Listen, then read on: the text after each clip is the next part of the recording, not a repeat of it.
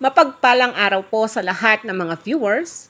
SSS 13-month at December 2024 pension may official releasing date na at ilang SSS pensioners mas maagang natanggap ang pension at 13-month. Ang ilan sa mga first batch pensioners ay maaga nilang natanggap ang kanilang 13-month at December pension. Natanggap nila kahapon ng November 28. Pero ang official releasing date ay sa December 1.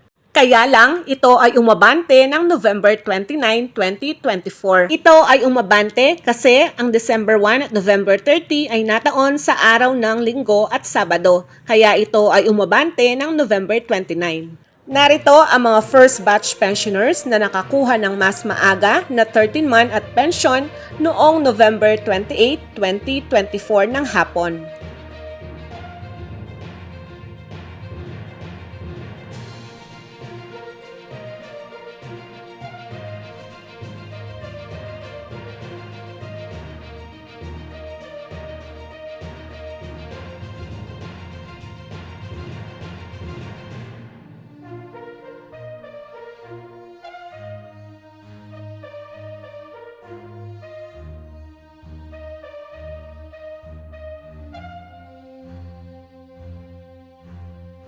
Sa mga first batch pensioners na wala pang natanggap kahapon, pwede po ninyo itong i-check ngayong araw ng Biyernes, November 29, 4 p.m. onwards. At kung wala pa po ngayong araw, baka na-delay lang po ang pag-release ng inyong bangko.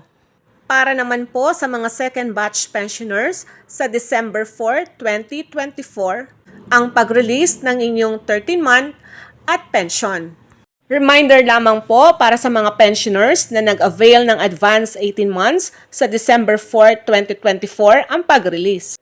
Para naman sa naipong pensyon dahil sa non-compliance sa AKOP, ang pag-release ay December 16, 2024. Yan lamang po ang video para sa ngayong araw na ito. Advance Merry Christmas po sa inyong lahat.